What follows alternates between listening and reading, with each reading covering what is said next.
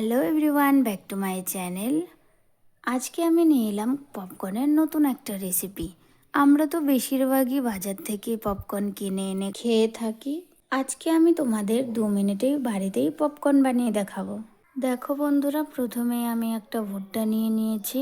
যতটা এখানে আমার দরকার ততটা আমি ছাড়িয়ে নেব। ছাড়িয়ে নিয়েছি। এখন আমি এখানে অ্যাড করব লঙ্কা গুঁড়ো, মিট মশলা গুঁড়ো, ম্যাগি মশলা, নুন, একটু কাঁচা সর্ষের তেল, একটু মাখন। মাখনের পরিমাণটা এখানে বেশি দিতে হবে। এবার আমি এটাকে ভালো করে মিশিয়ে নেব। এখন আমি কড়াই বসিয়ে দিয়েছি। দেখো বন্ধুরা, ভালো করে মিশিয়ে নেওয়া হয়ে গেছে। এবার আমি শুকনো কড়াই দিয়ে দেব। কিছুক্ষণ নাড়াচাড়া করার পর ঢাকা দিয়ে দেব।